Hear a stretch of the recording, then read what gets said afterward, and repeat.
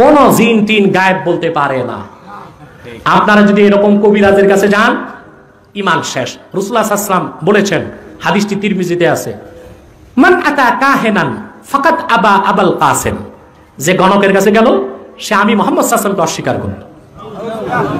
তা আপনি গণকের কাছে যান, ওই বেটাতে আপনারে কি বলে, জিন আনে, এটা আনে, সেটা আনে, তারপর কি বলে, বলে দেয় আপনার কি হয়েছে।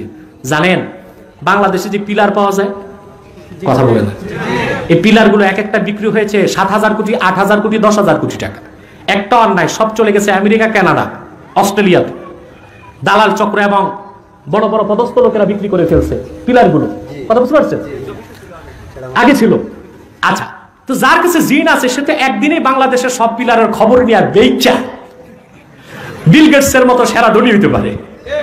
যা বলে কবিরাজ গুলো সব ভাউতাবাজি, কথা বলেন না, কথা বলেন, সব ভাউতাবাজ, সব কি এগুলোর কথা বিশ্বাস করুন। এক ছেলে গেছে কবিরাজের কাছে, ওই মেয়েটা আমার দরকার, আপনি একটু তাবিজ তোমার করে দেন।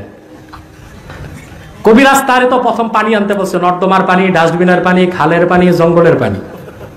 তারপর বলছে যে তুমি যদি পারো ওই মেয়েটার একটা চুল নিয়ে আসবা।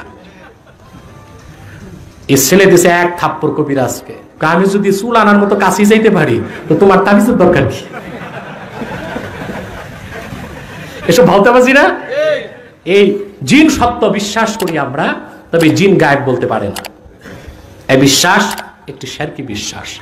জিন গোয়েন্দার কাজ করতে পারে, কি পারে, ওটা ভিন্ন জিনিস।